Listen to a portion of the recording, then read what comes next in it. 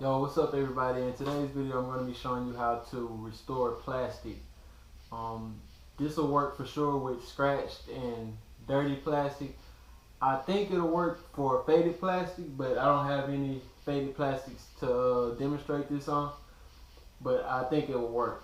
I should probably start this video by saying that I'm not an expert in any type of way on repairing parts or restoring or anything.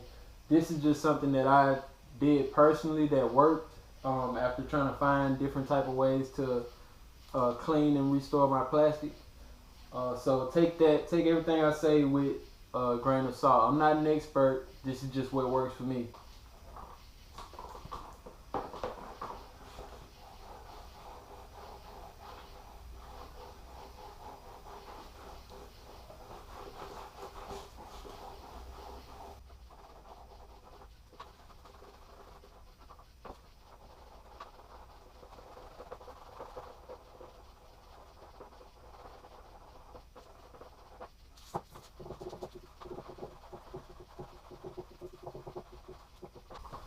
Alright, so now that you've cleaned up the plastics, I got as much as I could off with the soap and water. You can still see a lot of the glue residue.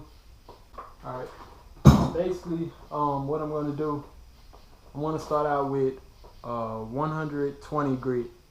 This is really rough for plastic, but it's going to dig deep enough to get all of the scratches and glue residue and all of this stuff off. I tried to start with the 400 grit and it didn't work well enough. I would have to scrub for a long time. So I want to start with 120 grit and then move on to a 360 equivalent scuffing pad. But this is you can wet this if you want. I'm gonna go ahead and wet it. Then we're just gonna go ahead and get the scrubbing.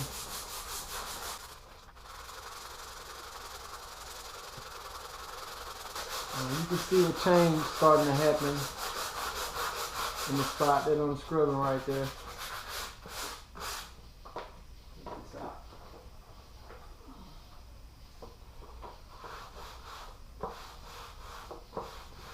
You can see how much lighter that is than it was before I started, but it's very, very rough.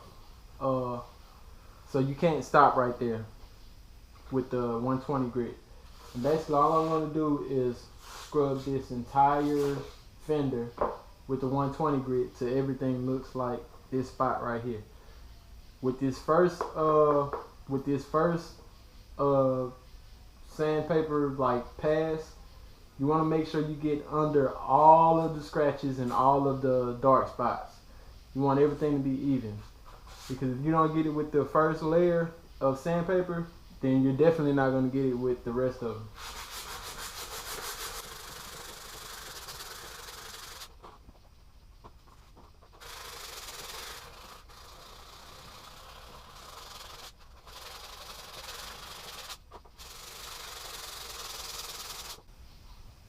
Your arms will definitely be tired after doing this.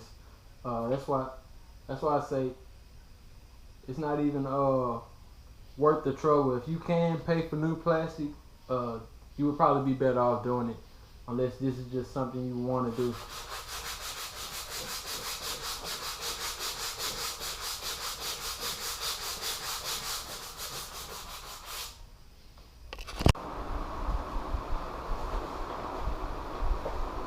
Alright, now this is after I made one pass with the 120 grit. It actually took me probably about 20 minutes to do the whole rear fender, and I didn't do the inside. Rear fender is only like $20, so ideally if you wanted to restore plastic for like a newer bike, you probably wouldn't waste your time on the rear fender. After the 120 grit, I'm going to move on to 360 equivalent scuffing pad, because I couldn't find any 300 to 360, 380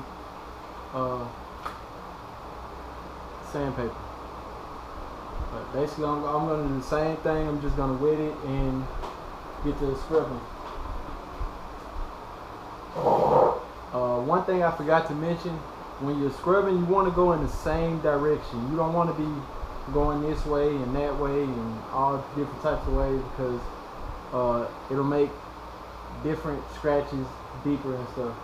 And you can't stop on a lower grit, or else it's just going to collect dirt into these deep scratches, and you'll never be able to get it out.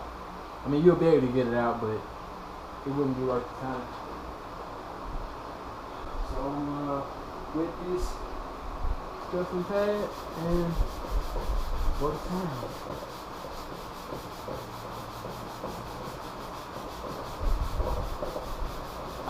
You know, you can easily spend, you know, a couple of hours between all of the parts that you have to restore. So really, this will be really helpful for people with older bikes that don't really have people that manufacture their plastics, or they're really expensive to find. You can just use this method to restore your plastic.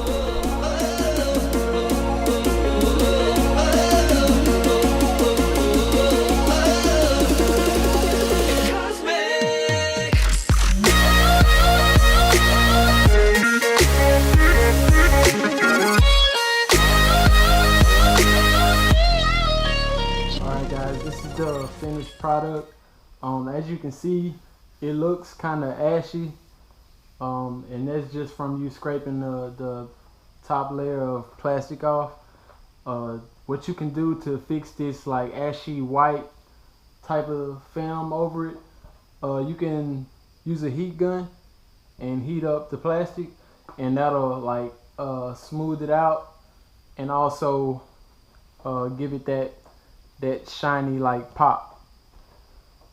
I actually have scratches from the 120 grit, the very first layer, because I didn't spend enough time on the 360 and the 400 to make sure that the scratches went away from the 120 grit. So to avoid that, you want to spend more time on the 400 grit, the 360 grit, the 600 grit. I kind of rushed it just to make this video, but I actually don't even need this fender. I spent probably about 45 minutes doing this. So you really, if you can afford a $20 fender, then this would really just be a waste of your time. But really, I made this video for people who have like older bikes, like you know, 60s and 70s bikes that it's kind of hard to find plastics for, and then when you do find the plastics for them, they're kind of high. So this could help you guys out.